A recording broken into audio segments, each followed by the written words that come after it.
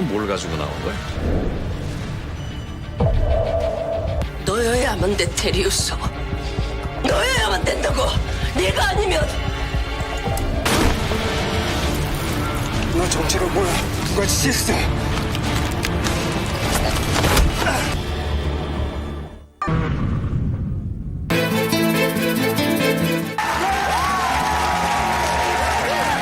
Yeah, we are really proud of you. Kwa hamtaki nije ama nini? Maana kutojibu teksi zangu Dingo? I am here because of Mark. Yeye ndo mtu ambaye afani karibu naye kwa sasa. Huyo mtoto hataki majukumu, unambandika. Zari amekuja huko. Na yeye na Kate tayari washaanza kuleta vurugu. Muda mchache tu kusema wacha nikamwangalia mamangu. Nimekushinda.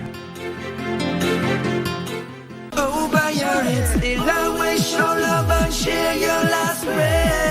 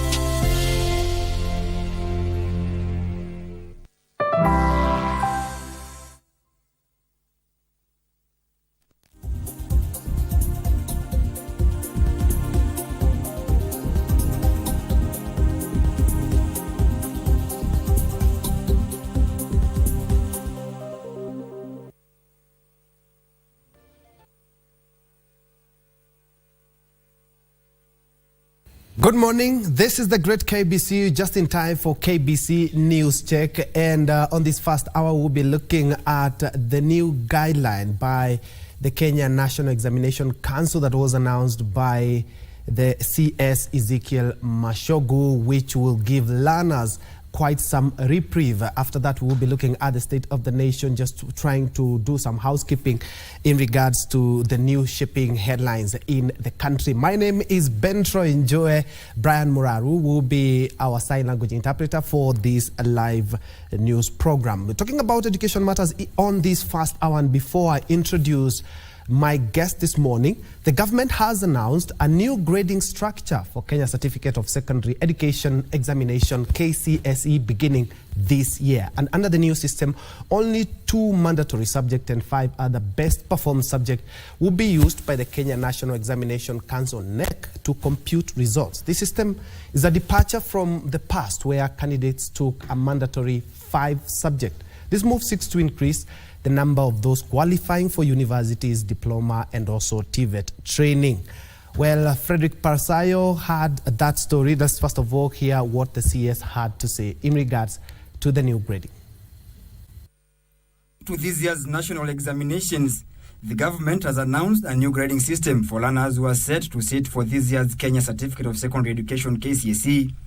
Effective this year, only 2 mandatory subjects, that is mathematics and 1 language, chosen between English, Kiswahili, and Sign Language, will be required for computing the mean grade. The Kenya National Examination Council will consider any other 5 best performed subjects. New grading system that will be applied to the 2023 KCSE examination. The only 2 mandatory subjects will be mathematics and 1 language, either English language, Kiswahili, or Kenyan Sign Language. In addition to the 2 mandatory subjects, the Kenya National Examination Council will consider another 5 best performed subjects. Education Cabinet Secretary Ezekiel Machogu says the system will increase enrollment to institutions of higher learning, as well as shaping students to career path according to their strength in different subjects. It is expected that the new reform measure will increase the number of students qualifying for universities, a diploma and a TVET training at the certificate and accent levels. In the current system, 5 subjects including mathematics, English, Kiswahili, 2 sciences and 1 humanity are all compulsory.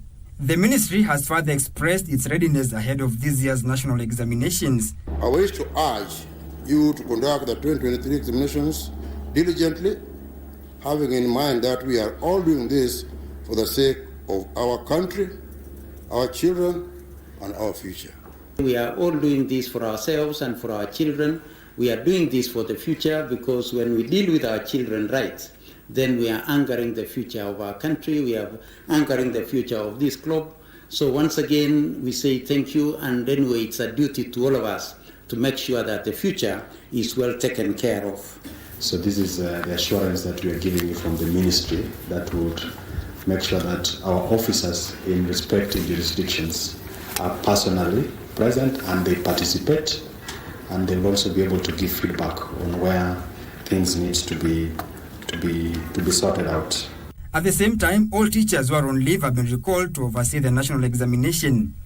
All TSC field officers who are currently on leave must resume duty on October 16th, 2023. The Kenya Certificate of Primary Education and Kenya Primary School Education Assessment will begin on October 30th and end on November 1st, while the Kenya Certificate of Secondary Education will begin on November 30th and end on November 24th, 2023. As the country gears up for its annual examination mode, the Ministry of Education now says that all loopholes have been sealed to ensure no exam malpractices are registered this year.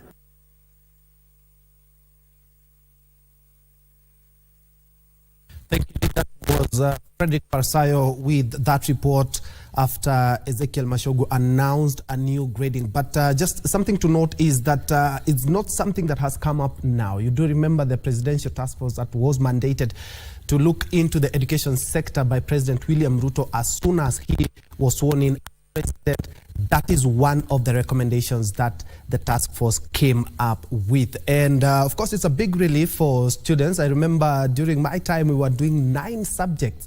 And well, it was quite something. Both sciences, humanities, and also languages were compulsory. But that is the discussion that we are looking into. Could this have some negative implications, and especially for the science subjects and also part of the languages? Indeed, that is a discussion that we are going to have right now, and also the exam preparedness, bearing in mind that we are just days away from our students sitting in for the KCPE and also for the Kenya Certificate of Secondary Education. But without further ado, allow me now to introduce my guest this morning. We've had an interview earlier on, a couple of months ago. His name is Mark Osano. Mark Osano is a Communication and Administration Director at the Kenya National Union of Teachers, NAT. Good morning, Mark. Good morning. How are you? Good to see you, man. The last time you were in quite an accident, and it's good to see you on set. Yeah, good to see you too. We thank God for the gift of life. Yeah. I'm here once again.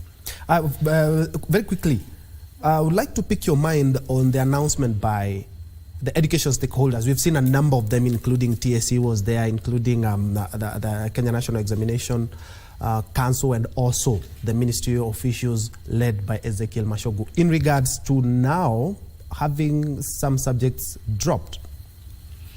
Yeah, that was in terms of grading, that is. That was a good move. You remember that the Presidential Working Party on Education Reforms had recommended reduction of subjects in stages. That is from the lower learning sector to the secondary learning sector, to even colleges.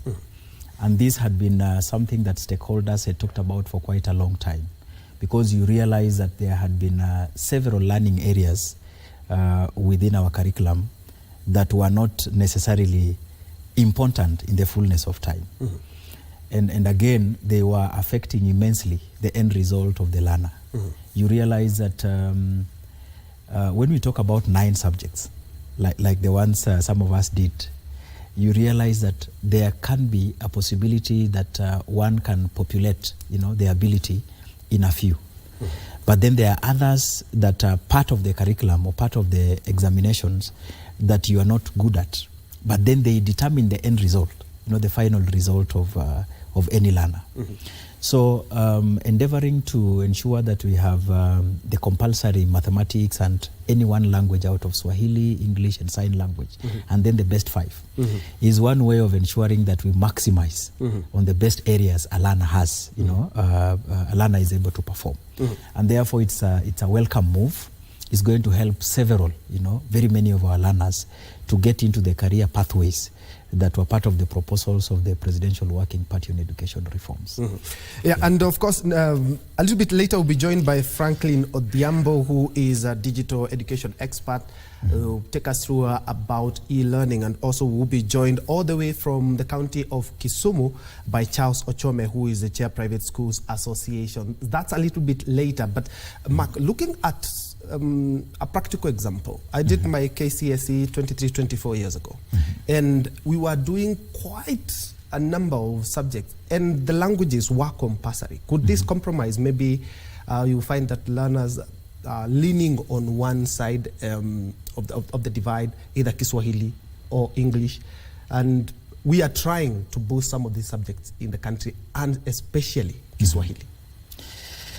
No, you see, the decision or the proposal to have mathematics and at least a language as a compulsory is a way of ensuring that we also participate in supporting the languages in our learning. Of course, one of them being English or Swahili is the language that is an enabler. It facilitates learning. Understanding a language is one way of beginning to understand even the examinations themselves and any other concept that is being put to us. So I do not see a problem, because if either of the two, English or Swahili or sign language is taken, it is still important and good, because the languages only facilitate, understanding of learning. Then when you look at these other subject areas, you remember back a bit we used to have sciences, then you used to have, they used to be called humanities. Yes. Now you would have a learner who is good at humanities, but then there was a science somewhere that you must do. Yes. So you realize that you performed well in the humanities, probably a language and maybe mathematics, and then you have this science that has been a compulsory now, which you have performed dismally. And then it comes out that it determines the end result. So when the minister, when the CS was announcing that yesterday, you hear that one of the issues he said is that the intention is to ensure that we maximize to get as many as possible the learners to diplomas, degrees and other TVET learning institutions. So to me, I feel the baggage that went with the subjects that were not helpful at the end of the courses has been sorted at this point in time. And then moving forward, as the recommendations of the Presidential Working Party are going to be adapted, of course they must go through legislation to become law, the idea of reducing subjects is going to fall in line just to get into the proposals given by the minister or the CS for education.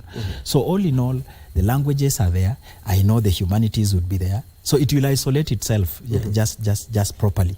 Because if you perform well in, let's say, the humanities underlined, and then they are a part of the 5 that you performed well, then the grading will automatically pick on the best performed subjects, and therefore that would be a good thing to be adapted in the education sector in Kenya. Let's look at students with learning disabilities, or for example, a student with disability. We have recognized the Kenya Sign Language as one of the languages that will be used for grading if at all a student decides to pursue that line. And we have seen a lot of disabled students are not, or persons with disabilities are not quite getting the opportunities when it comes to tertiary education. We've seen some being posted to a school, to a college, but unfortunately there are no specific facilities to ensure that this student is keen on the learning, which disadvantages these students. This is something that should be sorted out now that we are recognizing disability as one of the key issues we'll need to look at in the issue of education. Ben, if you go back to the education charter that was drafted by the government in power today when they were doing campaigns, which later became some of the terms of reference to the Presidential Working Party, the idea was to ensure that all areas, especially the areas that have been disadvantaged in the past, are taken care of. And that is why the issue of disability or people living with disability comes in. You will realize that even in the budgeting process, when capitation was being done this year, of course, in the budget making process, there was an allocation deliberately made to take care of learners with disabilities. And so, to me, I look at that decision as an all-inclusive decision, a decision that will ensure that everybody is at table. Some of us went to school with learners who had challenges with disability that did not have those facilities. But today there is a concerted effort to ensure that these learners with their special needs are catered for right from the budgeting process through to the learning procedures and even in the examination procedures. Remember, when we talk about sign language as an enabler, for example, as an enabler in understanding the concepts, we also must remember that there is a platform for Braille, this Braille, where those ones incapacitated in vision are also taken care of. And so to me, I believe moving forward, because some of these reforms may not be an event, they are a process. So according to me, moving forward, I believe all aspects of learners, including those ones with disabilities, will be taken care of. Also remember that we used to have these institutions called integrated schools, because there are some disabilities that cannot be identified immediately, or in some parts of our country. They need a procedure also to get to understand that this learner has this disability. The disability does not necessarily mean you don't have sight, or you can't walk, or you can't read. Disability spreads to several other aspects, including slow learning. Slow learning is also a disability. So we used to have these institutions called integrated schools, where a normal school had a provision for those ones who had challenges in different learning areas, and they were taken care of at that time. So today, as you speak, in the budget making process, these kind of learners have been taken care of. And I'm also aware, we are also aware that in the training of the different teachers in the entire sector, to deal with the identifiable challenges of learners is going on. When you go to Kenya School of Special Needs Education, somewhere in Kasarani, you'll realize that the very many areas are being catered for through also training. And these trainings also extend to university level, where the teaching and learning can occur in the complementary schools, they can occur in senior school, and up to colleges and universities. Yeah, so that is a welcome move. All right, and let's look at sciences themselves. Has been an issue in the country. I remember during my time, it was compulsory for me to do physics, to do chemistry, and also to do biology. Actually, the current Teacher Service Commission chairman was my biology teacher. And a lot of students shied from chemistry and physics. Do you think, given this big leeway, could affect the performance of sciences in the country? Or even students who want to pursue courses like engineering, like medicine as well? It may not, because there is also an outlet within the teaching and learning called Semester, where we have the encouragement of teaching of science and mathematics and sciences. And there is a continuous capacity building process to the teachers, and several workshops and capacity building events for the learners. An encouragement to ensure that the learners develop a liking for those subjects. And then also ensuring that facilities for the same is done to the entire spectrum of learning. So yes, as much as some of the learners may have challenges in getting to take sciences, there is also that natural understanding that there are those ones also who just like sciences. There's those ones just who like sciences. But in the planning and management of these subjects, what we must encourage is that there must be a way to encourage learners to take care of, actually to nurture the abilities of these learners in several areas, in several learning areas. That is the word we may use, because when it is, if it is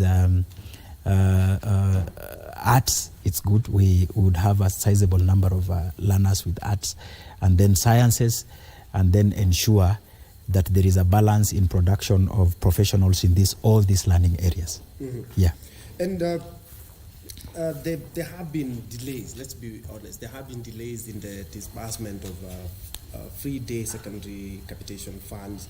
You find 3 weeks into the new term, the cash is not there. Counties already have their own money. This is something that should be addressed. Yes. Actually, when we talk about funding of education, in agreement with the SDG agenda number 4 of ensuring access and availability of quality education to the world by 2030, one of the major areas of concern is funding education. And when you look at funding education, which has been made constitutional in this country, we are, as stakeholders in the sector, realize that there has been a serious challenge in disbursement of these funds. So capitation, there is the unwritten law that the funds must be disbursed in 50% at the beginning of the year, then 30%, and then 20% to make the 100% provision that was given by the budgetary allocation. But we have had that challenge. And you must have witnessed that last term, the second term of 2023, several schools closed before the term ended, especially boarding schools. Because of the delayed disbursement of funds. Now, this term, when the term opened, you must have heard the CS for Education, Nduguma Chogu, announcing that they had released 16.2 billion capitation to schools, which was good. But remember, there is a balance of 12.8 billion, which is supposed to be disbursed to schools. That is immensely interfering with the planning and preparation for examinations this year.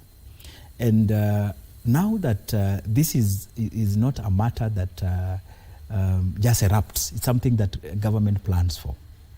Our call as stakeholders is that there must be a way that Treasury adheres to the disbursement in the percentages that were proposed to facilitate these teachers to be able to prepare for this, to take care of the learners in schools. As we speak today, several heads of institutions are warning that we may have challenges because already issues of food, issues of instructional materials, issues of payment of staff, issues of remittance of statutory deduction or third-party deduction from workers have not been done. And workers are threatening to down their tools if that is not going to be done on time.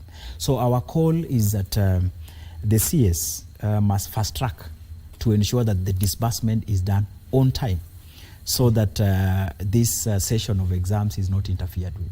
If that is not done, then it could be one of the factors that will interfere, will lead to not very good planning and administration of exams in 2023. Now back to the grading, and it's a welcome move, especially for learners, because having so many subjects also wears their mind and also their creativity as well. And it will increase the number of students qualifying for varsity, TVETs, and also for artisanal levels in learning institutions. Yes. And we have seen the capacity that we have in the country is quite strained. Are we going to beat that? Because now we have more students who are joining a number of universities, and of course, from the C+, I'm quite sure we'll be having so many students. Yes. Are we not going to overload our learning institutions? The issue should not be overloading. The issue should be the Education Act of 2012 provides that government must ensure that the infrastructure necessary for implementation of education is created. That therefore means right from the ECD centers to primary schools to secondary schools to colleges and universities and TVET institutions, we must have that anatomy developed, for education to take place. We must also remember that government has a responsibility of employing personnel to take care of the learners that will go into these institutions.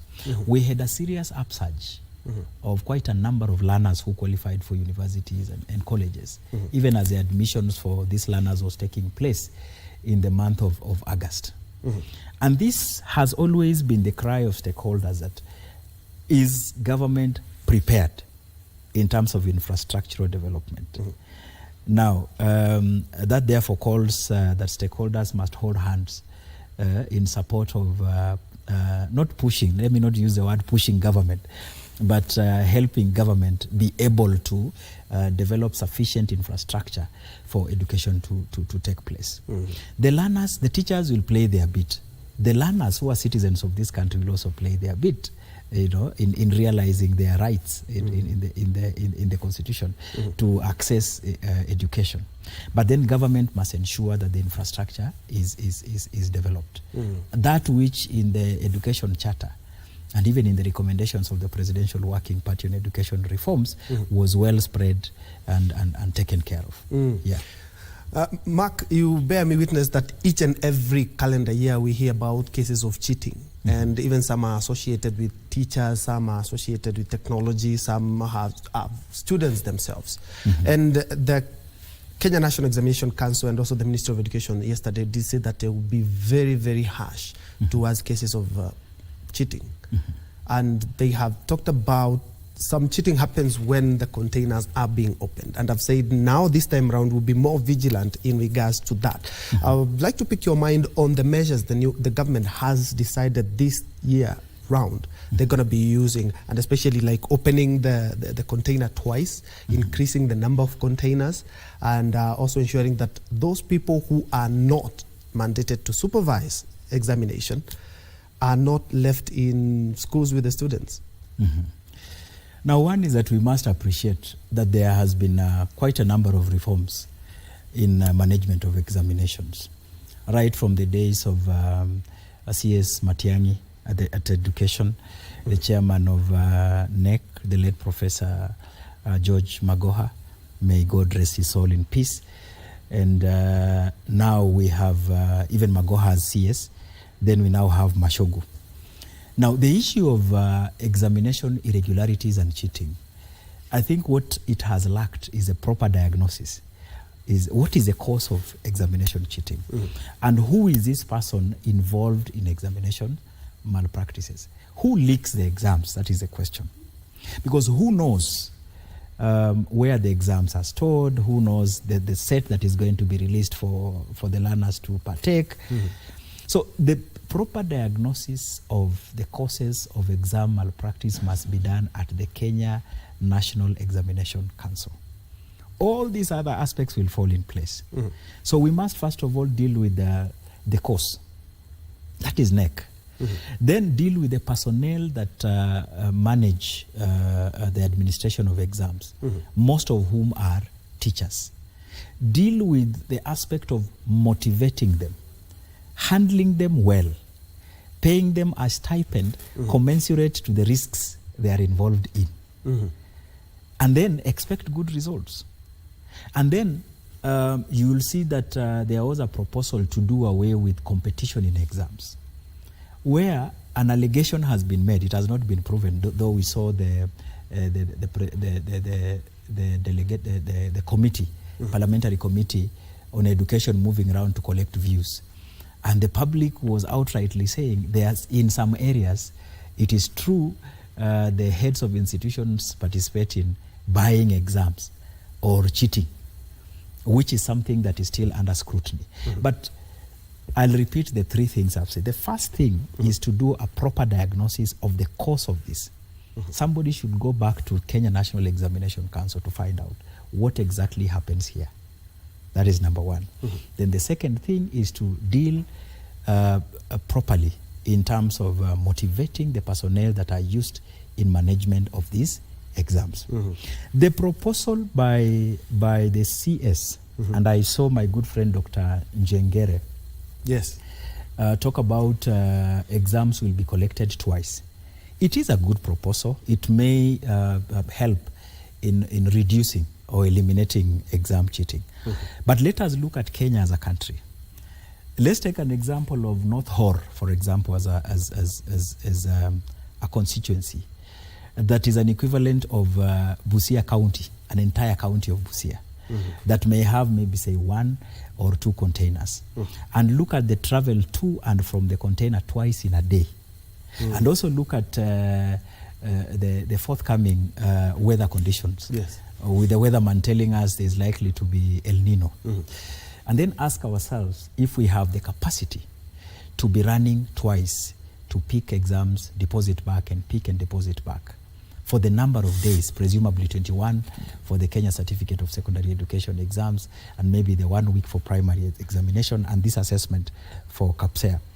It means there must be quite some budgetary allocation and very good machinery and infrastructure to facilitate this movement. So even as we think about introducing the 2 collection of exams, the biggest problem might not be the collection of exams. The biggest problem might be what I've just mentioned, getting back to the root cause of the problem. But the introduction of more reforms in management of exam is welcome. And that is what every one person would want done in the examination sector, since examinations determine the credibility of the professionals we produce in this country. Yes. And let me pick one of the 3 that you've mentioned that could be solutions to eradicate cheating. The motivation. As late as March of this year, some of the invigilators had not been paid for work done during the KCSE examination last year. This is some of the things that you're talking about, the motivation for the teachers. Were they paid, and what else should the Kenya National Examination Council ensure that we do not have these small housekeeping issues? This country is managed in a way that you may find institutions with mandated to take crucial decisions like Kenya National Examination Council moving and reaching a level where they have no control over themselves. The budget provision for management of exams, or rather the budget provision for NEC, is done by Parliament. And then the funds to handle those activities of NEC is given by Treasury. And so we again go back to Treasury, because if the budget was X and what was given was Y, it means that NEC will run short of funds to run its programs. Even leave alone this issue of teachers being paid late, or the moderators, or rather the supervisors of exams being paid late. We also had a very ugly situation where markers in one of the centers was it in Central here, walked out of a marking station because of the discrepancies in payment. There was a paper that was being paid Y, there is a paper that was being paid X, and they felt that was less. All right, kindly hold that thought, because it's quite a pertinent issue that I'm quite sure a number of teachers are watching, especially those who are going to be invigilating this examination. But first of all, let's cross over to the Bomas of Kenya, where the National Dialogue Committee is having its sitting. Currently speaking is one of the co-chair, Kalonzo Musyoka. Let's first of all listen in. To hear from you, and to also thank you for the role you've been playing as per your mandate. And your input in this process is very, very important, particularly matters touching on the Constitution, the law, the rule of law, and perhaps lending technical support to this committee. I think co-chairs, it will be very, very important to take that offer, because at some point, some of the recommendations might touch on constitutional, legal, administrative, or policy changes. So your support in that regard will be most welcome. But I wanted to just get your thinking on 3 issues, particularly touching on 3 articles of our Constitution. It's Article 88, 4H, Article 43, and Article 21. I think I'll start with Article 43, which is one of the issues before us, touching on the cost of living. And this is a matter that is touching every Kenyan. We've listened to different groups. We've listened to the workers, the employers are coming. We've listened to the youth, the religious leaders, and all stakeholders. The public outcry is about the high cost of living, Many Kenyan families cannot put food on the table because of the high cost of living. Of course, there are those who are in government who are saying this economic situation is not just a local issue, it's a global issue, it's a global problem, so maybe nothing much can be done about it. But when you look at the provision of Article 43, it gives certain rights to every Kenyan, the socio-economic rights, to be free from hunger. And as I've said, there are very many Kenyan families who are sleeping hungry because of the high cost of food and electricity and everything else. When you look at Article 21, that article makes it a fundamental duty of the state to ensure realization of those socio-economic rights under Article 43. So it's not just something that should be taken as maybe that depends on the generosity of the state. It is actually a fundamental duty of the state to ensure realization and enjoyment of these rights. And Article 43 makes it even more clearly that the state shall take legislative, policy and other measures to ensure a realization of those rights guaranteed under Article 43. We are happy that yourself and LSK, and we have people like Senator Umtata who have gone to court on this issue, and other stakeholders to see how these matters can be addressed. Because through certain policy measures taken by the Kenya Kwanza government, including increasing of taxes, VAT from 8% to 16% on fuel, that has really pushed up the cost of fuel in Kenya. When you look at electricity also, I think there's been a 63% increment. And for ordinary tokens, what someone used to pay last year for an ordinary household, I think what they are getting from the token is less than half, meaning the cost of living has actually doubled. And when you look at the token, we're not just talking of VAT. VAT, of course, is a big component of that. You also have the fuel energy charge, you have the forex charge, you have the EPRA charge, you have the Warma charge, you have the rep charge. These are endless. Yesterday I gave the example of the fuel. On fuel alone, apart from increasing VAT, we have almost 16 other levies and taxes. This has made the cost of living spiral out of control for many Kenyans.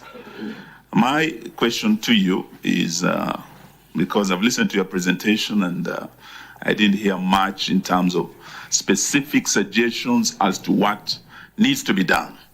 Or do we just agree with our colleagues in Kenya Kwanza that this is a global problem and there's nothing that can be done? I would like to hear from you on that.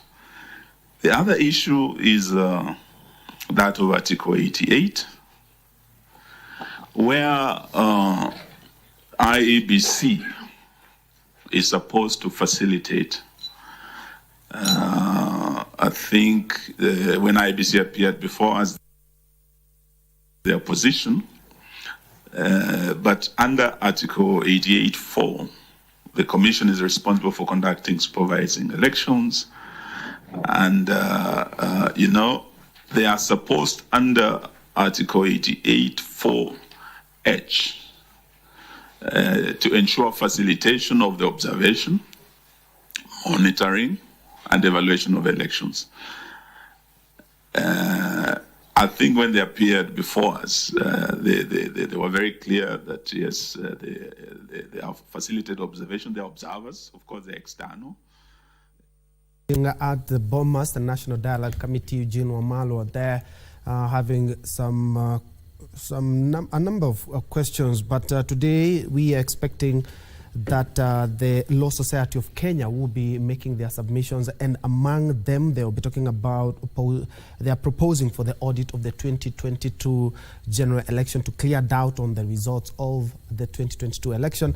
They are also talking about the need to reconstitute IEBC in due time, and also on the issue of boundaries delimitation. But Eugene Wamalwa there talking about the high cost of living and some of the taxes that the Kenyans are currently paying, as attributing them to the skyrocketing high cost of living. But we'll be getting to that a little bit later and also in our subsequent bulletin. But for now, we resume our discussion and our topic at this hour in regards to the new grading of the Kenya Certificate of Secondary Education that was announced by the Ministry of Education yesterday, in line with also the National Examination Council. And in studio, I have Mark Oseno, who is a Communication and Administration Director at the Kenya National Union of Teachers. And before we cross over to the Bomas, we're talking about some of the issues that may, make the work of invigilators a bit hard in regards to the motivation of these teachers. Sometimes we find that there are months and months they haven't been paid, and these are avenues where some could be compromised as well. Yeah. So we just like I said, in diagnosing the challenges that might lead to irregularities, I had mentioned the first one, then I mentioned about the motivation and handling of those officers that are taking care of the exams. We realized that, just like you rightly observed, the payment for the exams that were done in 2022 was done in June 2023. And even the payment itself, the stipend that is given is minimal. So we have time without number proposed that the Kenya National Examination Council thinks of just reviewing the amount of money that is being given for this work.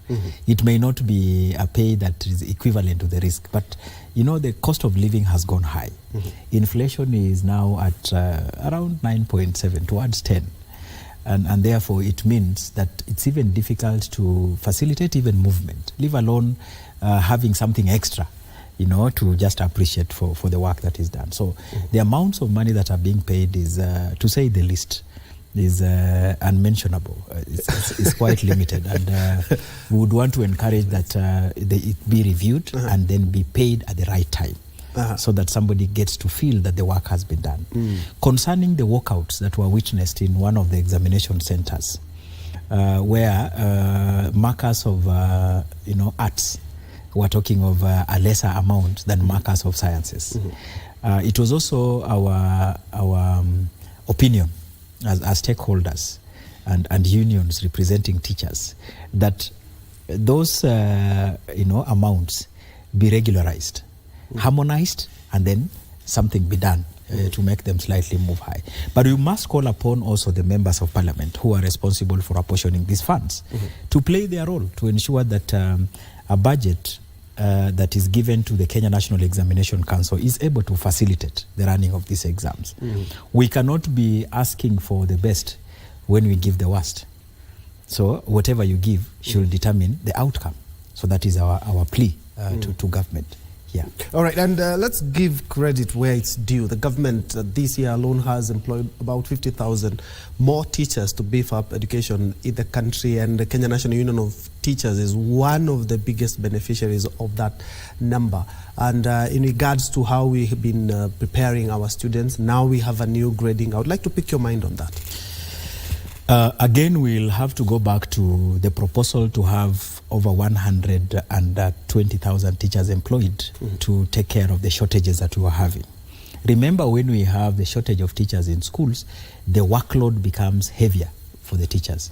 And when we have a heavy workload, it impacts on the quality, where we have a lot of work and no time for preparation and even marking and even assisting learners at personal level.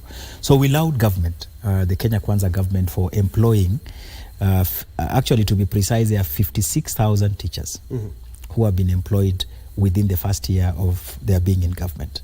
Out of the 56,000, around 40,000 have been employed on contract,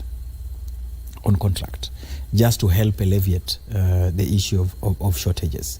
And therefore, again, concerning that, there is also a concerted effort by the leadership of trade unions, especially the Kenya National Union of Teachers, to ensure that these teachers put on contract are converted into permanent and pensionable at the end of the first year of their employment.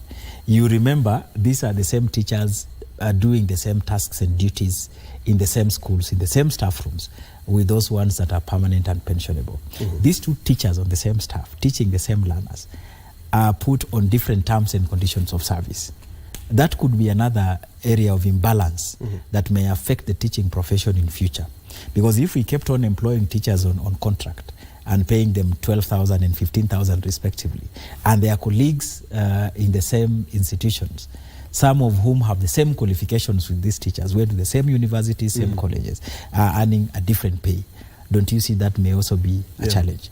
So in as much as it is one of the issues that will be helping in managing our learning, our teaching and learning in schools, we also see that government has a task ahead to ensure that proper planning is done, and then these teachers are absorbed on permanent and pensionable, so that all these teachers who are in schools are put on the same level, in the same job description, the same terms and conditions of service, under the same code of regulation of teachers by Teacher Service Commission. Yes. And there's a challenge that I feel we didn't exploit it quite elaborately, because we're talking about the El Nino rains. Yes. And the government has said it has taken measures to ensure that each and every paper will reach to the last school, even if it uses choppers. But looking at some of the infrastructure that we have of some of the schools, they could be carried by these El Nino rains. Yes. And that will be having a chaotic scene when we have to reroute students to other institutions, or we have to ferry people from one place to another. As a union official, do you believe that we are quite prepared for the heavy rains that we are expecting any moment from next week? One of the basic elements of preparation is management of time. That if an exam is meant to last 1 hour for the entire set of learners who are partaking the exam, let's say in the entire country, then it should run for the equivalent amount of time. That is one.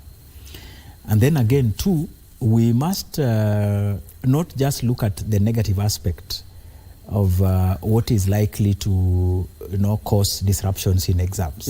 Our prayer is that the word that has been given to us, and you saw in the stakeholders meeting at NEC yesterday, there are different multi-agencies, different governmental representation, like you saw the Ministry of Interior, you saw ICT, you saw the Teacher Service Commission, Ministry of Education. Several other stakeholders were there just to build confidence in the public that adequate, sufficient preparations have been done to be able to take care of the exams. There are areas that are known to be disrupted by the rains. Areas that are known, like we witnessed a lot of disturbances in Baringo County, West Pokot, Elgeyo Marakwet. Out of the little rains that occurred, I think at the beginning of the year, we saw many of the learners being evacuated to other places. Our prayer is that must have been one of the tenets that inform the preparedness, of government and the examining agency towards ensuring that the exam is done well. We still call upon government to even provide, because it may not even be El Nino alone and the rains. We also have this the aspects of banditry in many areas. And you've seen these guys invade schools and kill people and scare children from getting into schools. You have seen insecurity caused by the extremist groups in the northeastern area and some parts of Lamu, Tana River. And you've also seen in the recent past quite a number of teachers demonstrating at the Teacher Service Commission over insecurity and others. So I think government has quite some tasks, herculean tasks, to ensure that these issues of insecurity, these issues of drought, maybe issues of this El Nino that is forthcoming. It may not be even the areas you've mentioned. Even Budalangi, you've heard of Budalangi. There are some areas that are in the swamps that are normally disturbed when we have lots of rain. So we pray that this time round, government will adequately be prepared to ensure that they take care of those instances. All right, let's now cross over to Kisumu, where we are having Charles Ochome, who is the Chair Private Schools Association, to weigh in on the examination preparedness by the government and also by the Kenya National Examination Council. And, the exam season 2023 was launched yesterday by the CS Education, that is Ezekiel Mashogu, and we know that the three examinable national exams, that is the KIPSEA, that's the KCPE, and also the KCSE, will be being examined from October through to November. And we have so many changes regarding the national examinations, talk about the grading system, and of course the integrity of those exams are key issues that the CS underscored along with other stakeholders. And with me here is among the stakeholders Director Charles Ochome, who is the Director Golden Elite School here in Kisumu, but above all he is the Chairperson National Association of Private Schools, also to share with us his insight, his opinion about the grading system and all the changes that have been that are characterizing this year's national examinations. Bwana Director, good morning. Good morning. All right, if you can just basically move here and talk to us. You were there when the CS was launching the 2023 national examination season. What really manifested to you yesterday? Thank you so much. I was there yesterday at the stakeholders meeting at Mitiani House, South Sea. And I think there were two important things that were very excellent. One, touching on the integrity of the exams, and more so on exposure, early exposure of exams before they are done. In that line, I want to commend NEC and the ministry for bringing in the idea of picking exams twice in a day, so that there is no way somebody will have exams exposed before the time of doing them. Number two, the other thing is the grading system for students after they have done the exams. At the moment, we shall only have two compulsory subjects or two learning areas that will be graded, that is maths and languages. So the other five will be chosen from where the child or the student has performed well. And I think that's a good idea, which it will make it easier for children to go to pursue further education, particularly at the university. What I didn't resonate well with was the idea that teachers that are going to supervise the exams must be, number one, TSC teachers, which is okay, must be employed by TSC, and therefore what about those who are not employed by TSC and are graded and accredited by Teacher Service Commission? I think the best would be that teachers who are accredited, that are already registered by the Teacher Service Commission, should be allowed to oversee the exams, both in the public schools and in the government schools. That's the only place which I didn't agree, and I think they should be able to relook at that. What do you make it of? You said you don't really resonate well with the idea that on non-TSC employees are barred from supervising the examinations here. But then somebody could argue that those employees of the TSC, they have some ethos that have been inculcated in them to ensure exam integrity. Someone could argue along that line. What do you say? You didn't get me right. I said teachers who are registered by Teacher Service Commission are qualified to oversee the exams, whether they are in public schools or in private schools. So all the teachers who have qualified and are registered by Teacher Service Commission should be allowed to oversee the exams, because if they mess, their registration can be recalled. Yeah, that's what I'm saying. Yeah. One of the arguments for the change in the grading system is that to allow as many candidates as possible to join the universities and other tertiary education. But some people can argue that this actually, the transition, or rather that increased transition from the secondary to tertiary and the universities actually exposes them in the sense that probably they do not have that the fees. We see there is now the new funding model. What do you make about now the increased chances of joining the universities and, of course, the tertiary centers? We are not talking of increased chances of joining university per se. We are talking of a system that limits the children from getting good grades. That's what we are addressing here. A child can go to the university, a child can go to tertiary, a child can go to any university outside this country. But if we create a system that is barring them from performing, that's what we are talking about. That was not good. Where you insist for a child to get certain grades, they must have more than 5 compulsory subjects to be able to be graded to a certain grade. That's what we are addressing. And that was causing Kenya amongst the African countries to perform, to have very few students in qualifying for university degrees. Yeah, a child might not have money to go to the university, as you say, but he qualified. He can use that grade to do any other thing. Yes. In terms of upholding the exam integrity, there has been a proposal to pick the exam from the storage and distribution twice in a day, yes? But then what more do you think should be done? What measures should be adopted to increase the integrity of the examination? Well, the other measures that I would think of is that people who are administering exams should also themselves know that it is important to be sober, to know the future of this child depends on how credible he is able to perform in that exam. Because if you allow a child to get an A that he doesn't deserve, then that child can go to a course that he will not be able to perform at the higher level of learning.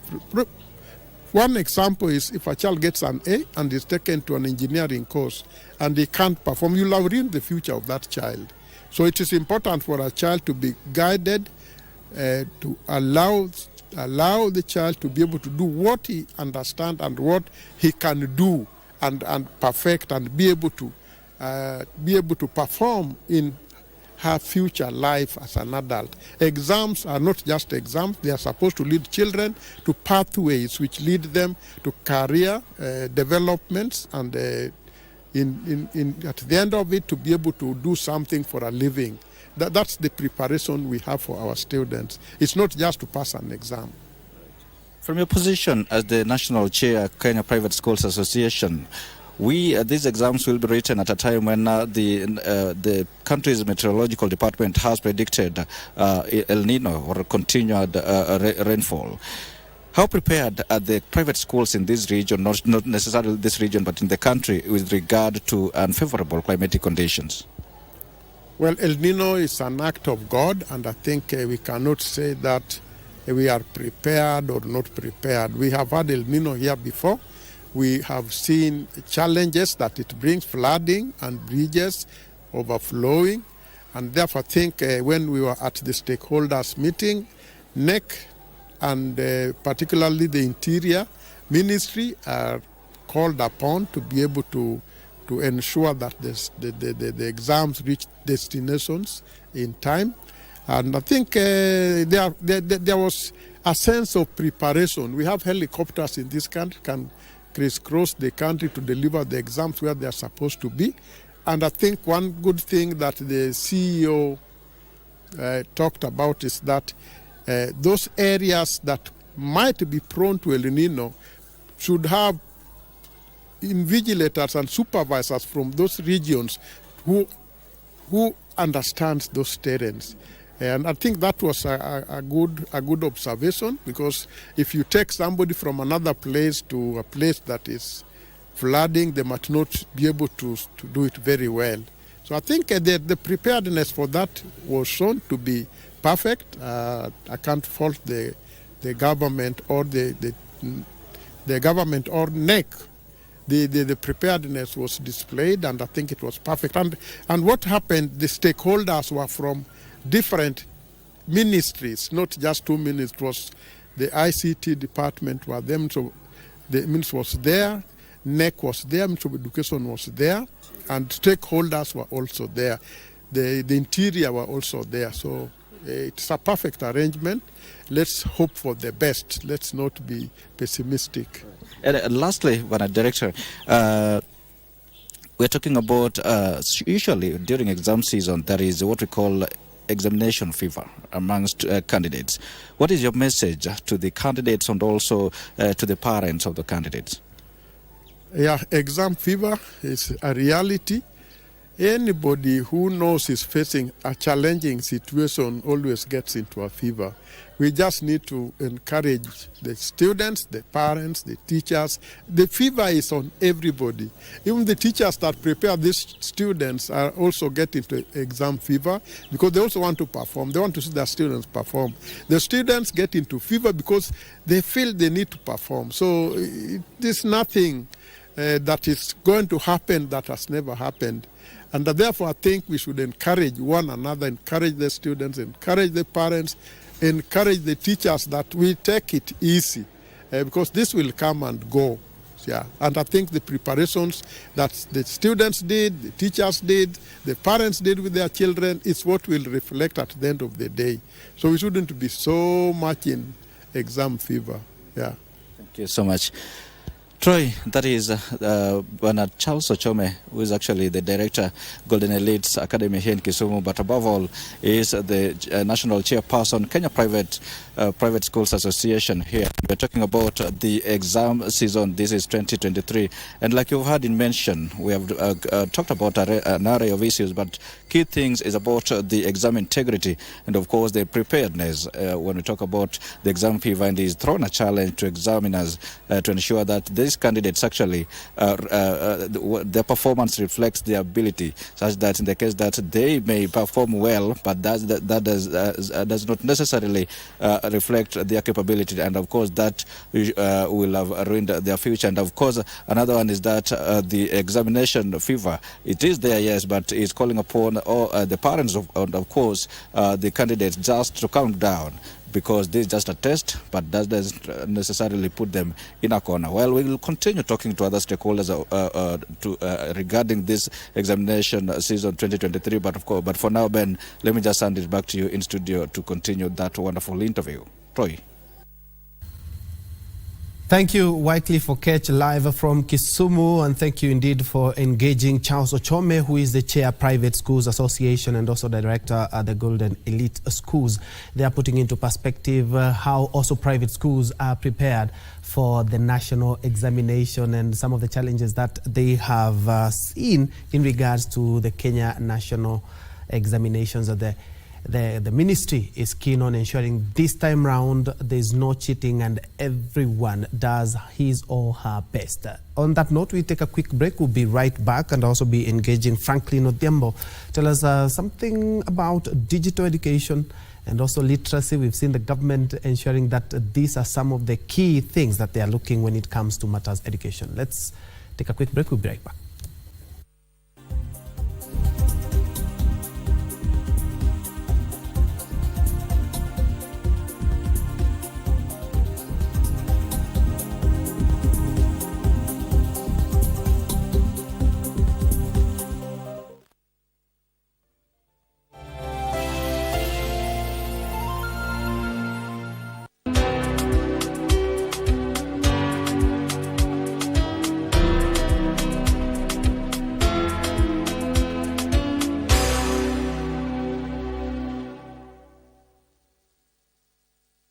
One year in office, 23 ministries.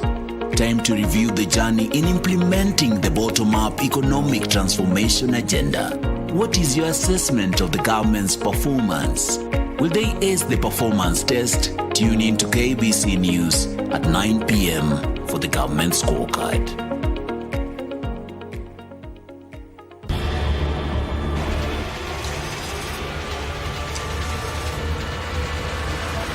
일단 넌 아니 황정남 집에 가 있어. 집은 오히려 안 가보다도 거기가 더 안전할 거야. 대체 그 비서실장 집에서 뭘 가지고 나온 거야? 너여야만 돼, 테리우스. 너여야만 된다고. 네가 아니면. 너 정체를 몰라. 누가 지시했어?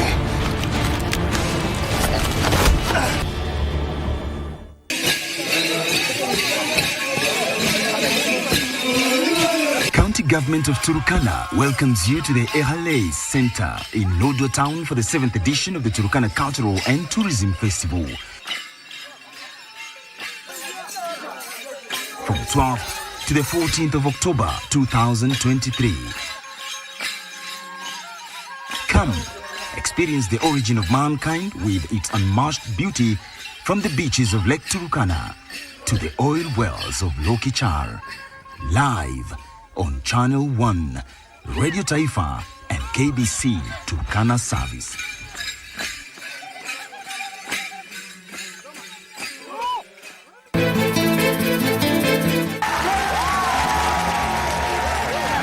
Yeah, we are really proud of you. Kwa hamtaki nije ama nini maana kutojibu teksi zangu Dingo? I am here because of Mark. Yeye ndo mtu ambaye afani karibu naye kwa sasa. Huyo mtoto hataki majukumu na mbandika. Zari amekuja huko. Na yeye na Kate tayari washaanza kuleta vurugu. Muda mchache tu kusema wacha nikamwangalie mamangu. Nimekushinda.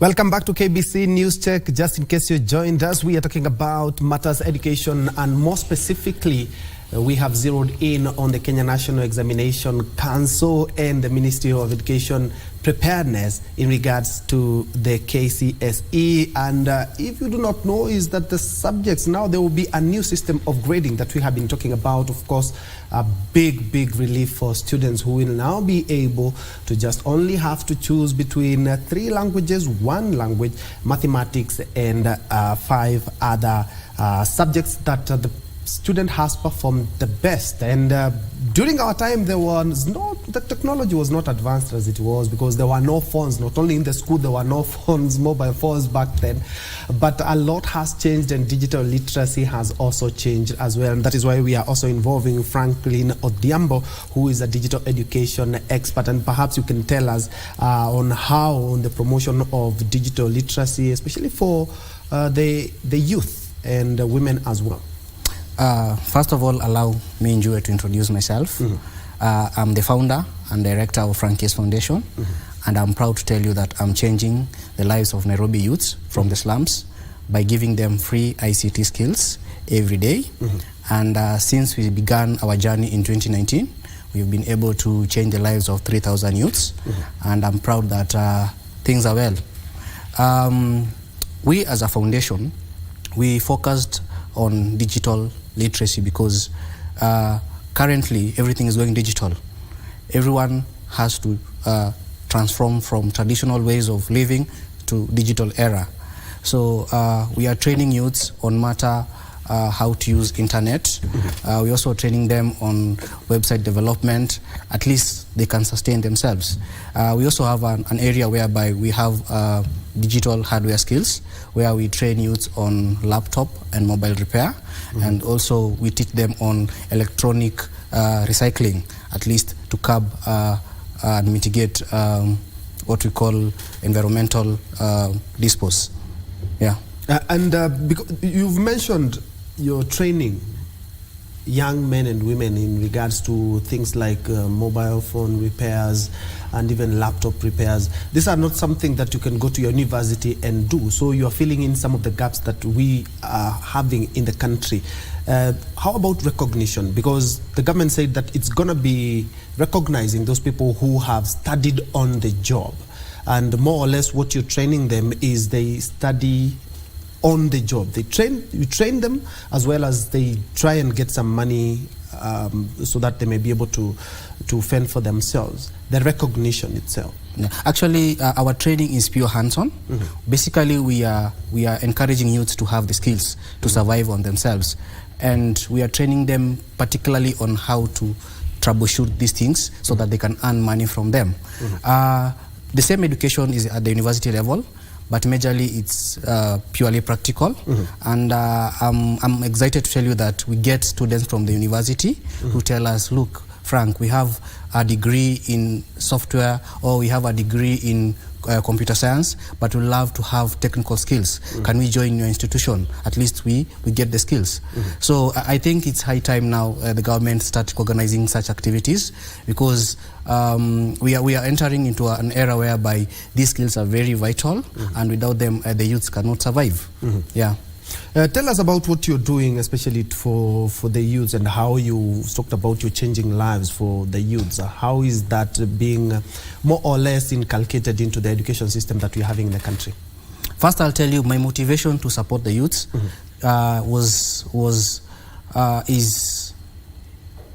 is motivated by my journey, where I was from. I was born in Mathare. I was raised in Mathare. I've suffocated in Mathare in poverty for 24 years, and I'm proud to tell you that my life changed when I got these skills, and these skills are life-changing. And I told myself, if these ICT skills took me away from poverty, then how many youths can I change through these skills? So we as a foundation, we are reaching out to the youths, especially those youths who are not able to join universities, those youths who are not able to join colleges. Our target group are majorly school dropouts. We take them, we emphasize on the importance of having these skills so that at least they can survive on their own.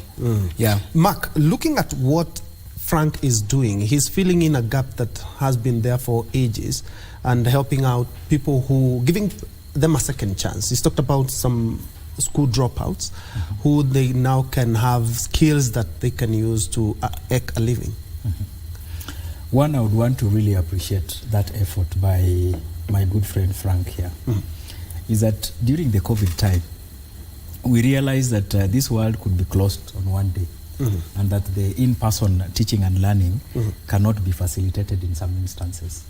And so it's a good thing, ensuring that our population is equipped with the digital skills. Sure. Not only dropouts, even in schools, you'll realize that there was an imbalance between the haves and the have-nots. The haves were able to access the platform, the digital learning platforms. They were able to attend classes even at their homes, and the have-nots did not. And so what you're doing is good, it's encouraged. In the foreseeable future, we are seeing a situation where, not even in the foreseeable future, today, currently, even in some of these universities and colleges, classes are done online. And the understanding of basic digital knowledge is quite an important thing that can help in ensuring that teaching and learning goes on. That notwithstanding, the gap, yes, we have a lot of theory happening in institutions of learning. And then providing the practical experiences to these persons enhances the knowledge that they learn from schools. And therefore is something that must be enhanced, not enhanced but encouraged.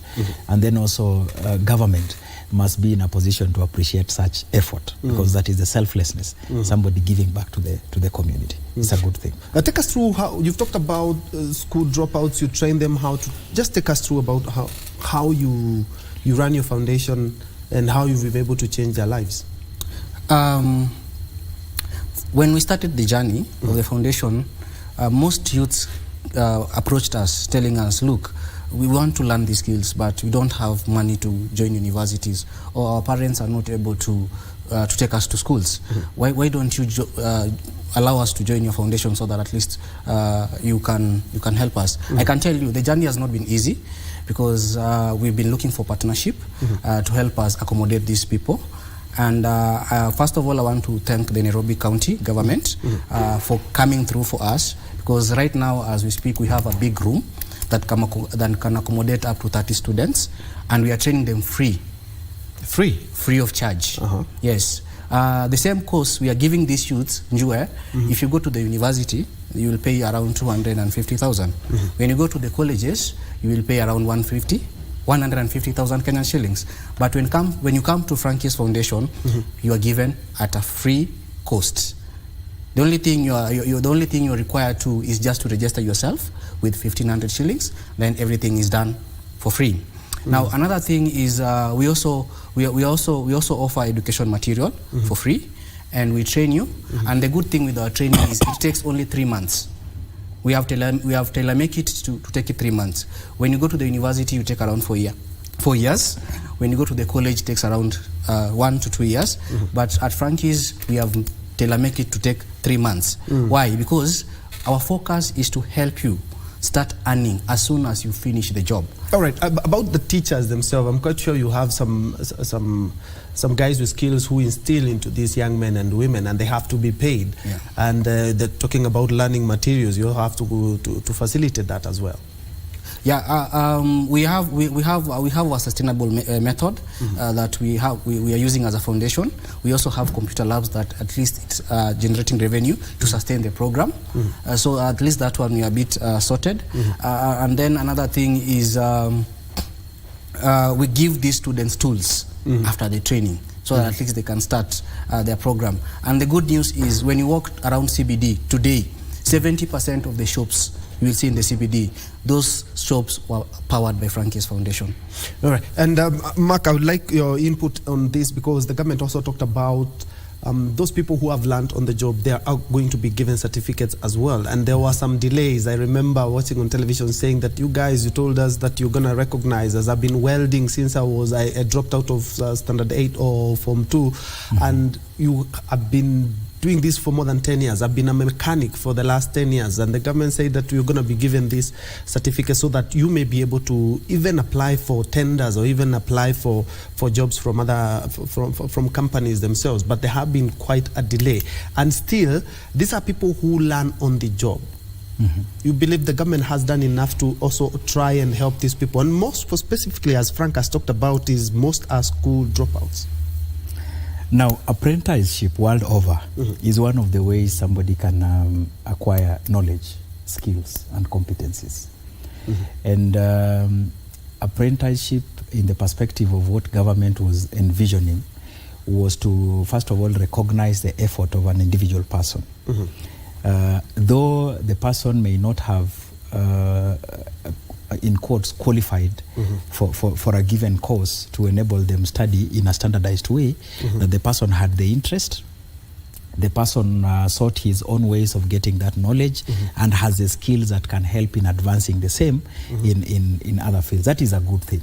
Now, our government, I think that the challenge is at a point where we have this thing called standardization, because we have the Kenya qualities, and there is an agency that standardizes the qualifications, so that when somebody is going out there in the market, there is a way to protect, the person who has the requisite qualification through the standardized means, and these ones who have these abilities to perform. And so I think what might be dragging behind that direction of actualizing the president's promise is a way of getting a standardization method where we are able to get to know the difference between the two. Just like Frank said, somebody who has gone to a university and done a course for 4 years, and then somebody who has learned through working, probably in the longest or even in the shortest period of time. When you are recruiting these persons in a competitive job, what do you do to the same? And so I think several agencies might be needed to come on board so that the standardization methods are given. Frank, how are you involved in promoting ICT, and especially on education? First of all, remember we are giving it for free as a foundation, and when you go to the other institutions, it's being charged. So that is one of the way we are promoting literacy, digital literacy. Number two, you will find that in our foundation, we are not selective. We are targeting the vulnerable who don't have the opportunity to have these skills. Last year, we were able to graduate at least 2 mama mbogas who were not able to have these skills. Today, they are running their small shops in Gara. The other year, but one, we also managed to change the lives of house girls who never got opportunity to go to school. And you see, so with our activity of promoting digital literacy, we're able to reach out to these vulnerable people every day. And I can tell you, if we continue like this and we get more support from the government and other stakeholders, then we're able to touch more lives around Nairobi. What are some of the challenges that you are going through? Because you're talking about offering services and talking about education, which is quite expensive. Even the government, the biggest budget of the Kenya government goes to education. Yeah. Most of the, like any other institution, our biggest challenge is resources, space.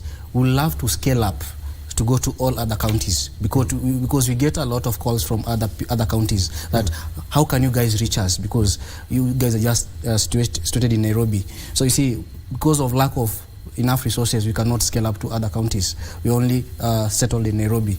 Yeah. So the biggest issue is just resources and support from the government. But the good thing is we got certification from NITA. And like you said earlier about certification, yes, we are able to certify our students, and we give them a certificate at the end of the training. We have graduations. Normally we train them. We have 3 cohorts per year, and we have a one major graduation that we do after every first year of the month, every first month of the year. Yeah. Mark, I've seen, let's look at the Ministry of, let's say, Health, for example.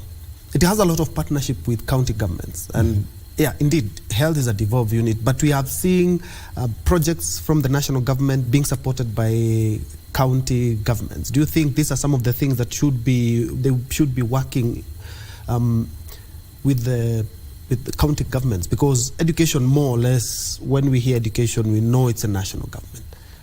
The county governments. Yeah, of course, it's an idea, just like he puts, it's an idea that will work very well when it goes to mashinani, because the persons who are benefactors of this are likely to be not only in the urban setup, but also in the mashinani.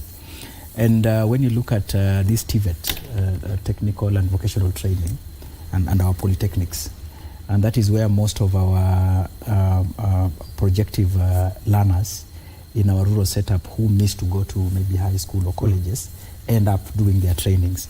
So I think it's a good idea. Yes, we may need county governments to partner with the initiative, of course, through NITA and also through the Ministry of ICT, to ensure that this initiative benefits as many as possible of our people down there. The county government has ability, if there is good planning, just to ensure that many of these programs are anchored within their, is it the CIDP, to ensure that people are able to benefit from it. Yeah. Yes.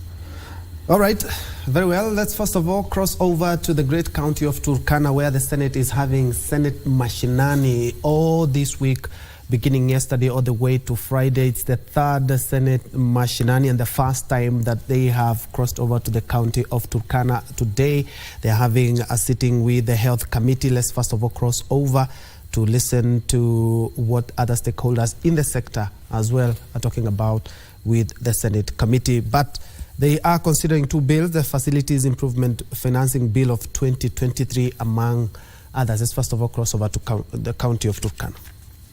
Relations of the bill, I am really very, very happy, because when you go to the miscellaneous bit of the bill, it reads that this is done at the county level, which is good for our case, because we can do these regulations that will suit the situations on the ground.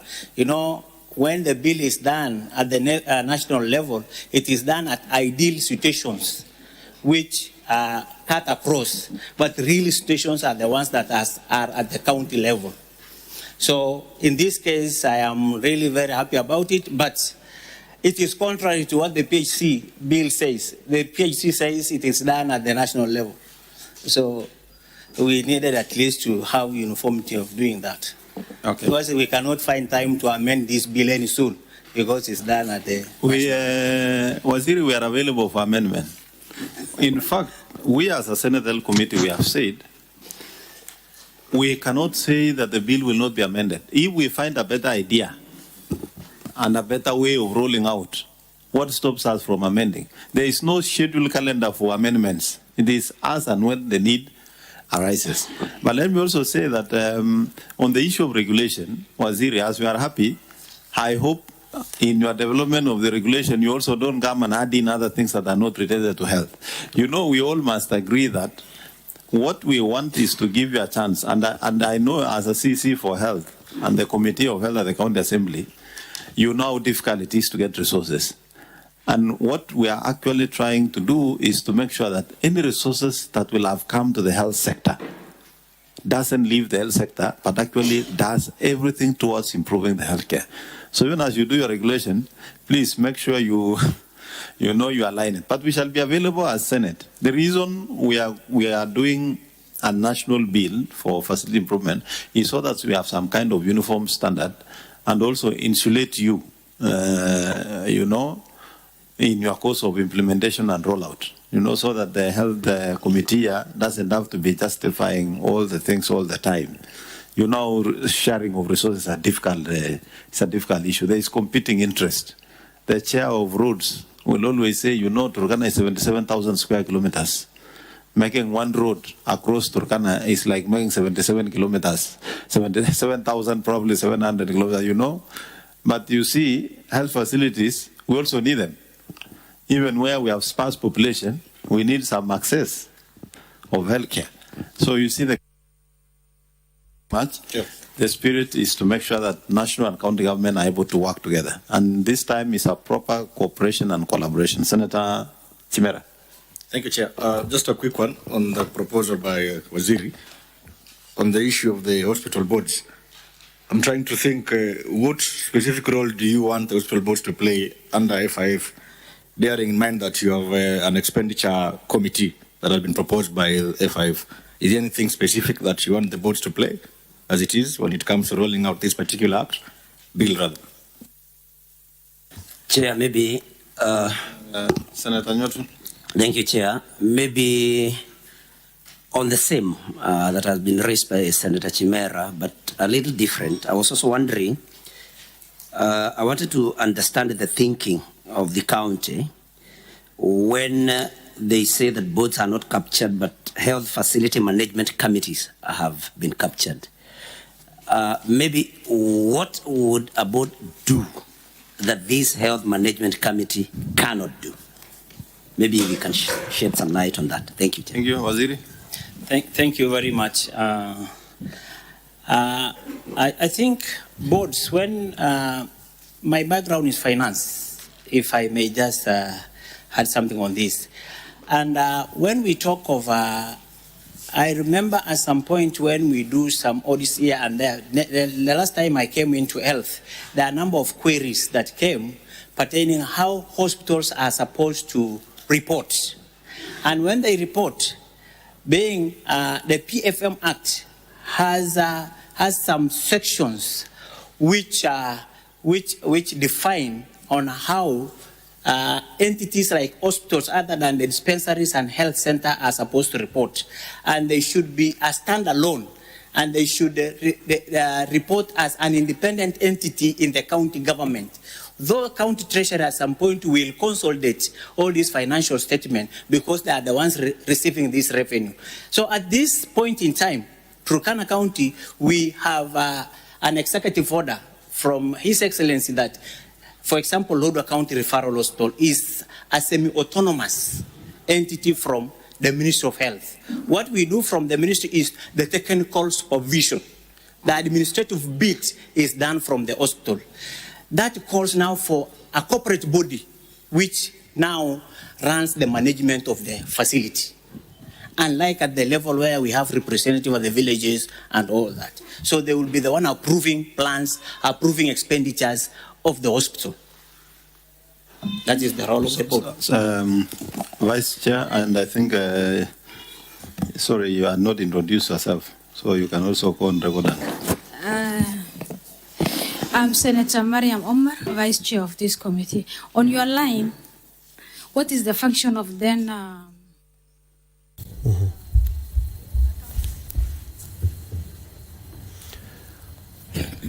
Very well. Senate Health Committee holding its sitting for the first time in Turkana County there. A number of stakeholders as well as senators in the county.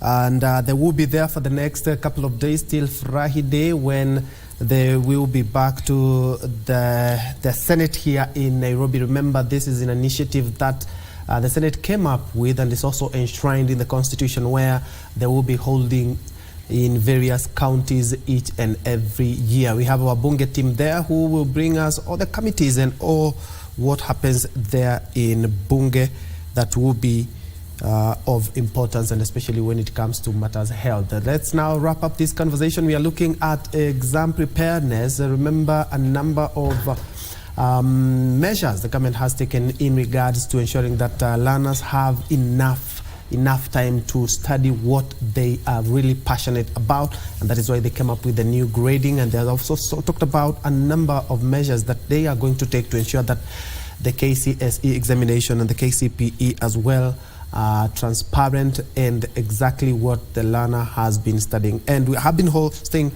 Mark Oseno, who is the Communication and Administration Director at the Kenya National Union of Teachers, and also Franklin Odhiambo, who is a digital education expert. Beginning with you, Mark, as we head to what we're expecting to be the best, because each and every time we are always looking out or looking forward to ensure that the next series of the KCSE or KCPE is transparent, is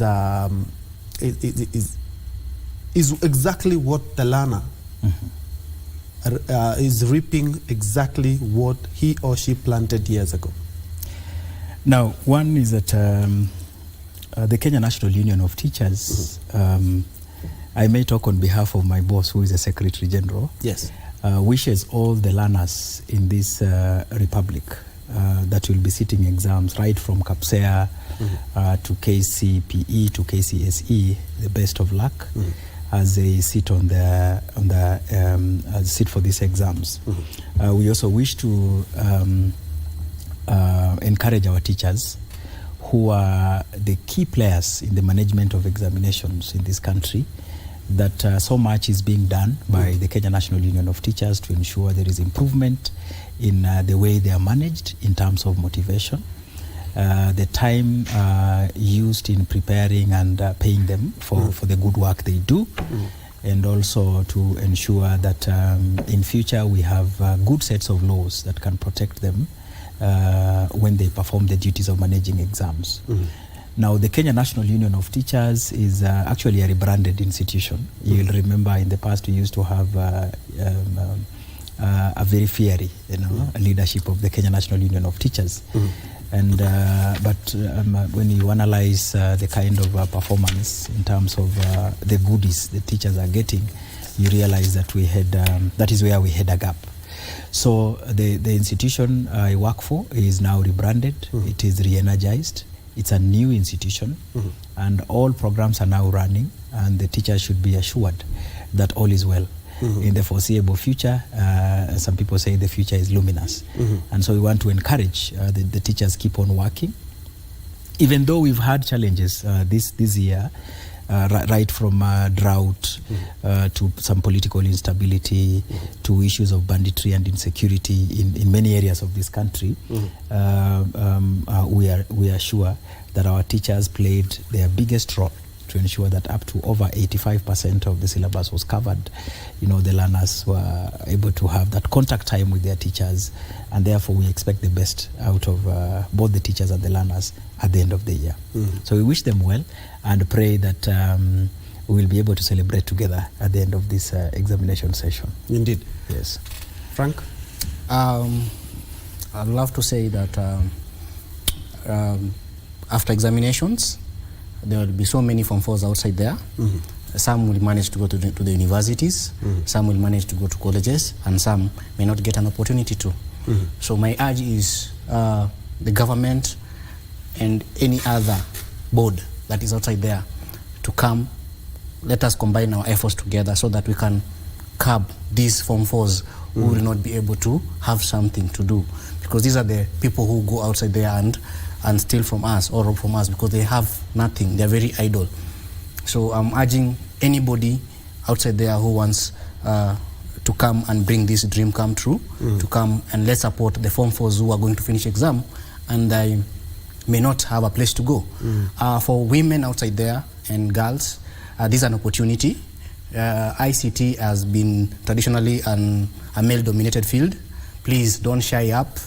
Feel free, come, join these courses, have these skills, because we depend on you also to help us grow economically. Indeed. Thank you so much. And you're doing a good job. At least the artisan courses are quite alive because of guys like you. And thank you so much for joining us. Thank you, Mark. Always a pleasure having you around. Thank you. That's where we put a cap on matters education. But when we come back, we're going to look at a number of issues that have come up, and especially when we talk about the national dialogue.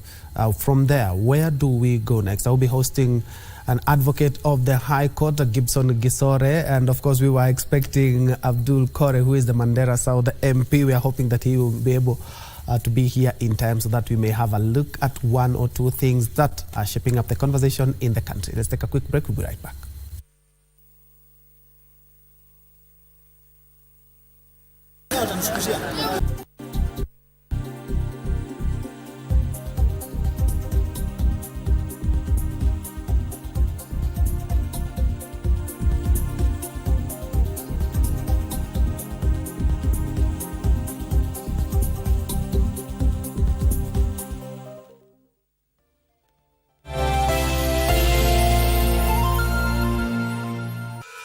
KBC brings you children's programs at its very best, from preschoolers to the teens, featuring the very best of untapped talents, showcasing arts and crafts, music and poetry. We bring you the latest animations and teach the children how to do it. Can you read the word with Happy Hippo? Ja. Join us every Saturday from 7 a.m. and weekdays in the late afternoons as we bring you entertaining children programming on KBC Channel 1.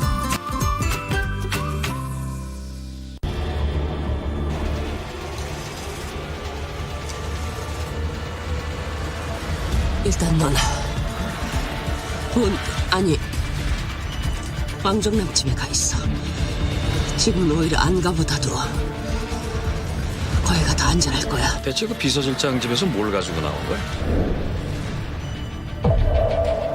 너여야만 돼, 테리우스. 너여야만 된다고. 네가 아니면.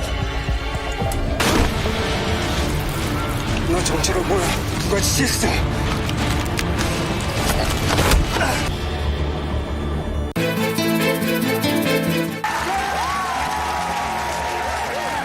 Yeah, we are really proud of you.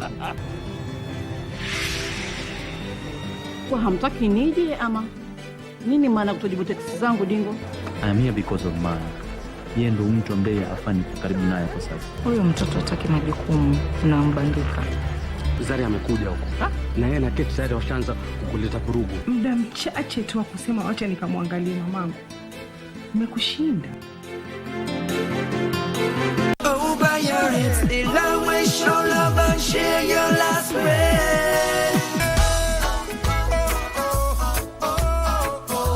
I'm living a dream, yeah. Every day we got go fight. I think it's best that you forgive me. Oh, goodness is running after me. Some people die without living out their dreams. Oh, I want to make we alone. Girl, I want making you closer. Girl, I want making you closer.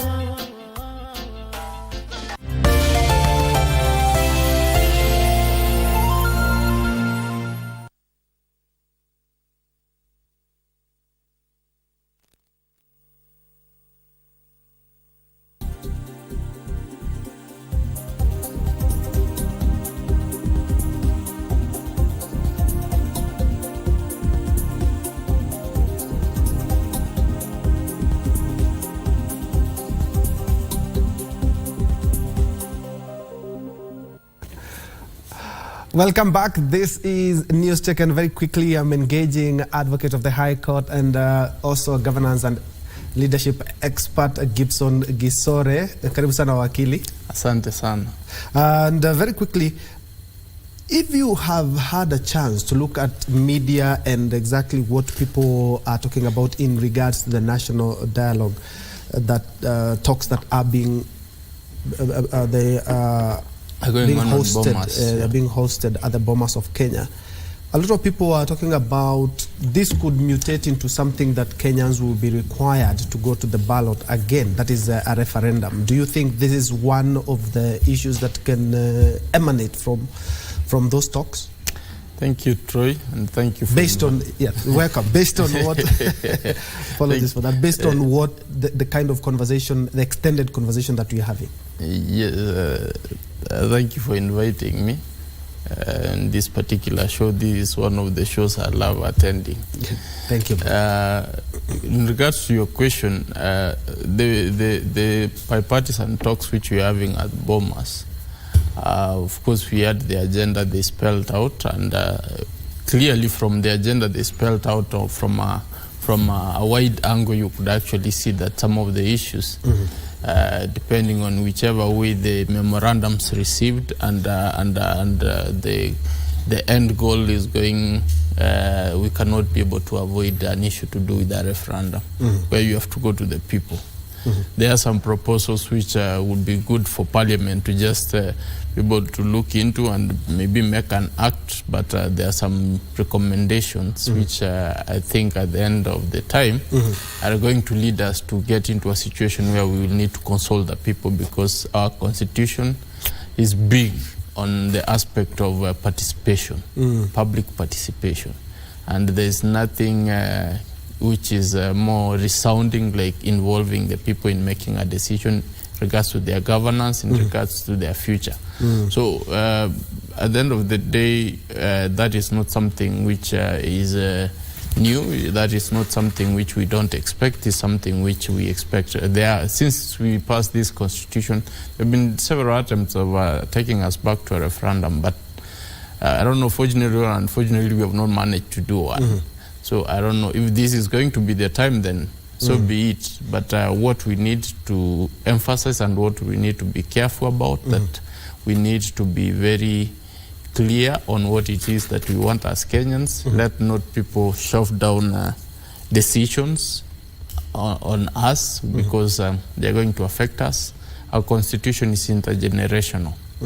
There is that aspect of intergenerational in the sustainable development goals when you're talking about environment and such things, because you live in this environment, you preserve it for the future of your kids. Our constitution also, we're using it now, but then we also need to safeguard it against being mutilated, so that our kids are also going to enjoy the same rights, the same environment of governance which we are in. And our country, or it's all for the prosperity of the country. And since it is a possibility that we might end up having a referendum, might it also run into the speed bump that the BBI met when the court said that this was supposed to be initiated by Wanjiko, not the leaders? And looking at the bipartisan talks, they are emanating from the two top guys, from the opposition and from government. I think that was the essence, that they saw that coming, and that's why they insisted on the aspect that they need to be given some recognition of law. You see, the other ones were just gazetted. So this ones, if they are given a recognition of law, and then they receive public memorandum, then that becomes an initiative of the people through the government, but by the people, because they have received memoranda. I think they were trying to avoid that particular hiccup which the BBI ran into, whereby they were told that we could not be able to fully tell how you guys came into being, because the chief architects of all this, the people who gave actually the initial proposals, but the chief guys, the chief principal guys, and the handshake. So that being the case, the court was of the very clear opinion that those guys cannot be considered as Wanjiku, because they were people in leadership, they were people who were running the government. So it's like using the people to hiding behind the people, but you only have one. You want your agenda to sail through, and that's what that's the mischief the court was able to demystify and declare that Wanjiku is someone else other than the people in authority. Yeah, and the Constitution, we say that the Constitution is dynamic, and one of the dynamism of the Constitution is that it's something that can be changed here and there depending on how things are going, and also depending on some of the issues raised by Wanjiku and Kenyans as well. And looking at the Constitution, a lot of people have said our Constitution is due for some amendments. Those are calls. We have the National Dialogue Committee that is sitting at the Bomas of Kenya. Can these two be maybe married so that we may have one thing, as opposed to we have a referendum for this and then people raise up some of the issues and say we need to go to the referendum again? Because this process is not only tedious, it's very expensive. Yeah, it's very costly. You see, as you have said, the Constitution is very dynamic and it has a very clear and elaborate way of amending it or changing anything in there. People are making such an argument that we need to, now it's time we need to revisit the Constitution. But when you look at people giving such statements, they're actually speaking in terms of their own interests. So that is what we need to guard against as Kenyans. And I think that's largely why the BBI failed on its knees, because the interests which were being really pushed there were not interests which were per se. They were just clothed in the aspect that they are going to be helping Kenyans, but they were individual interests. As Kenyans, I think we've come a long way. We have realized that politicians can never have our best interest at heart.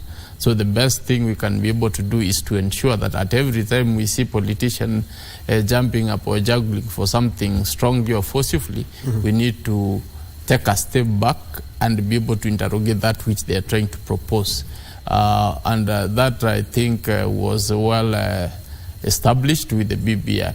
So the argument that we need to change our Constitution is very rife, and it has been since we actually propagated this Constitution, because there are some structural issues which we feel that they do not work, like the issue of the one-man take-all. That's what the Constitution seems to be emphasizing, that whoever has taken should be able to establish government, which is a good principle essentially, because if you have earned something, you are entitled to getting the full reward, not half the reward or sharing it. So, but then, does that augur with the kind of structure or with the kind of governance structure we have in the country? We are a very bipartisan people. We are people who will want to consider people from our tribe being reflected. The Constitution also speaks in the same length that we need to have the face of Kenya. So when, for example, I stand for president, and then I pick you are from Eastern, I'm from Nyanza. So that means that the rest of the 42 tribes or the other sections in the country will feel like they have been left out. So that has been a big debate, and people feel that at some point we'll need to change this structure of leadership, and then we have shareable positions at the top, so that however much somebody is going to take over, it's not only two communities, because largely it's now becoming a two communities thing. And you know, this debate has not started now, Troy. This is a debate which started way back before independence, when we had the two parties. You remember KANU was for the big tribes. KANU was largely founded by the big tribes, then which had the majority numbers. And then there was the KADU, which now was established by a conglomeration of these other smaller communities.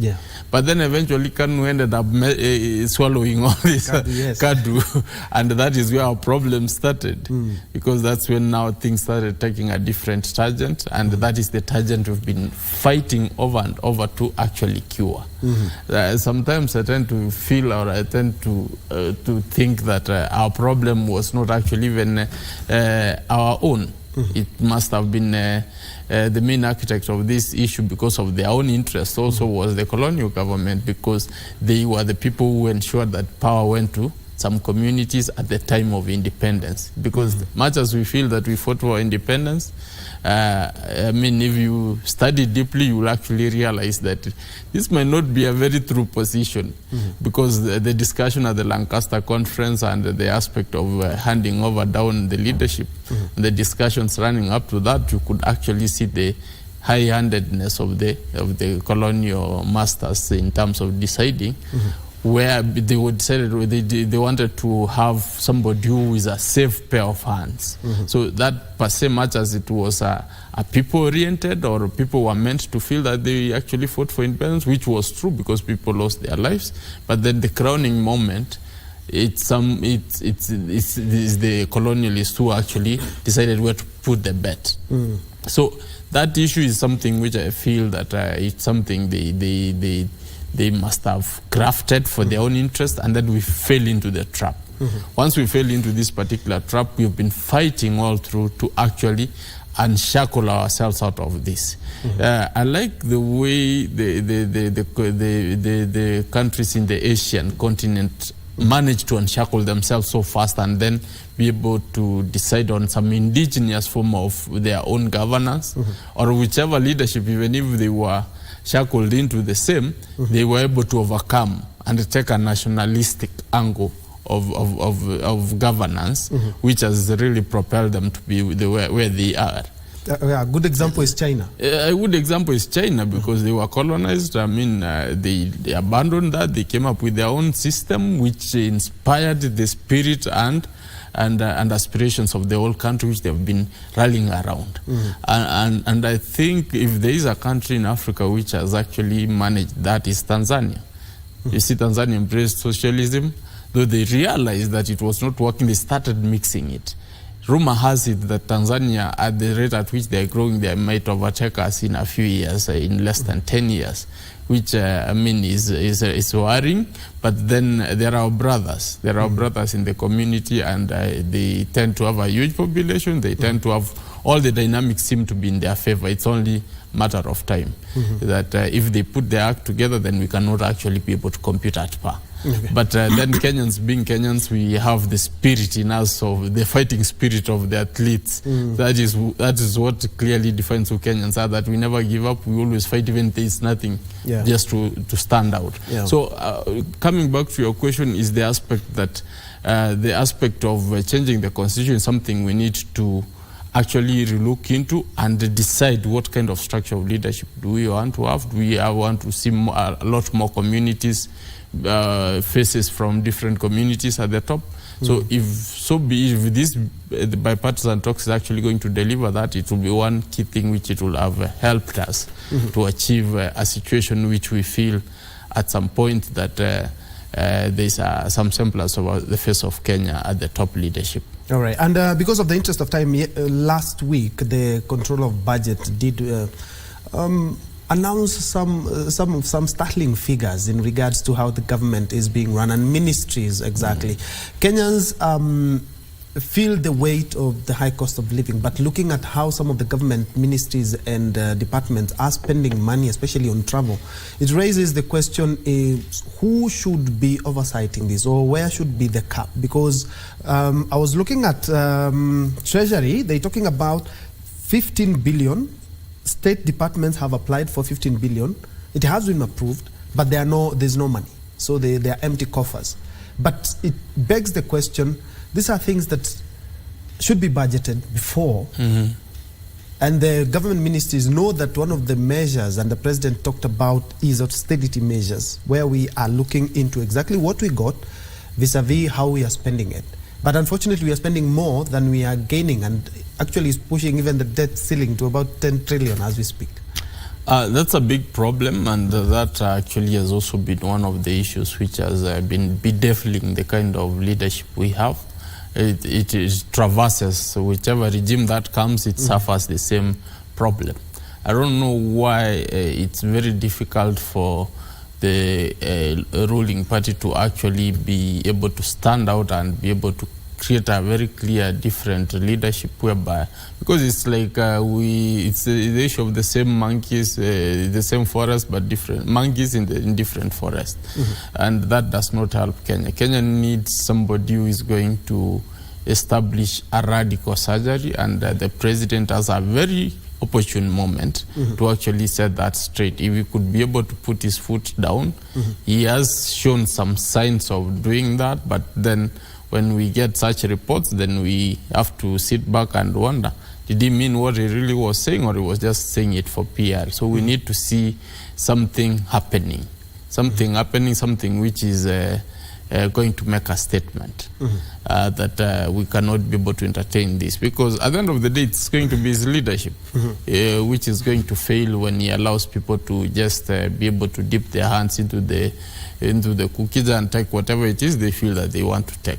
You have said a very important thing in that where we have a situation where parastatals or ministries have applied for so much, yet there is no money which is supposed to be coming through.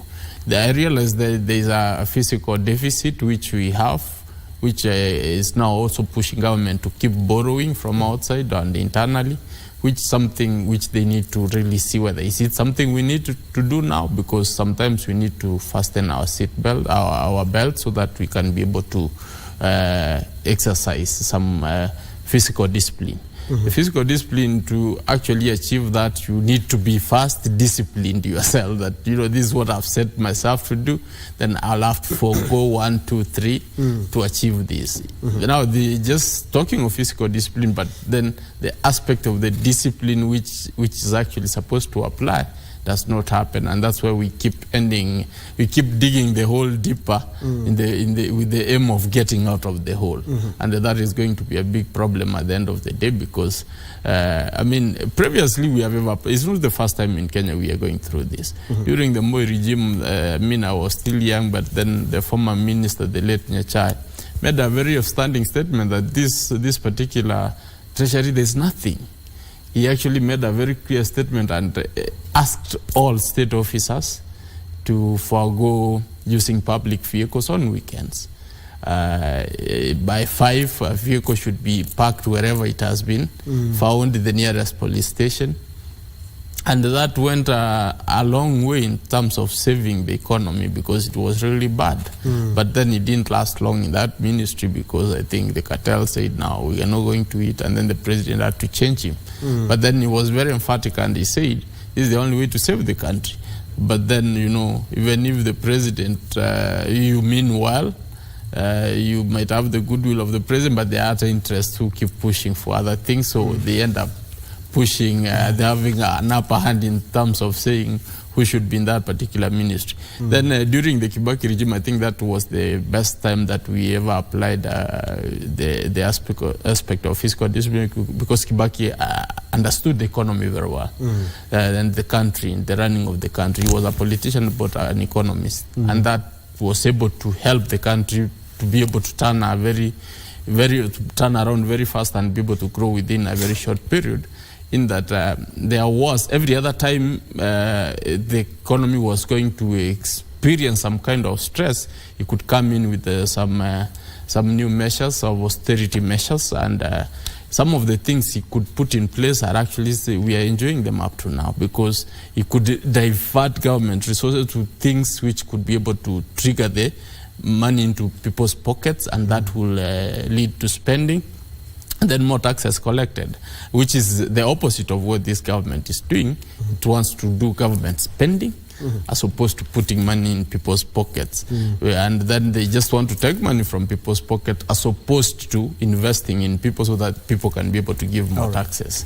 So if we can be able to look into that, then I think they will be able to have cured the problem. Yeah, and of course, we also need to preach what, to drink what we preach. Because a very practical example is when the former president Uhuru Kenyatta was the finance minister, and he talked about vehicles not exceeding a capacity of 1.8. Yeah, that was also one very clear and move. unfortunately the government ministries and agencies didn't follow that, and he became president and he didn't follow on that. But anyway, that's a story for another day. But thank you so much, Gibson Gisore, an advocate of the High Court and also a leading expert in terms of matters, governance and leadership and politics as well. Thank you so much indeed for watching. My name is Ben Troy. Njue Odingo is our sign language interpreter. I'm now giving the baton to the Swahili desk with Kurunzi Mashinani and Tamrini. Thank you so much for watching. Let's continue this conversation on our social media spaces.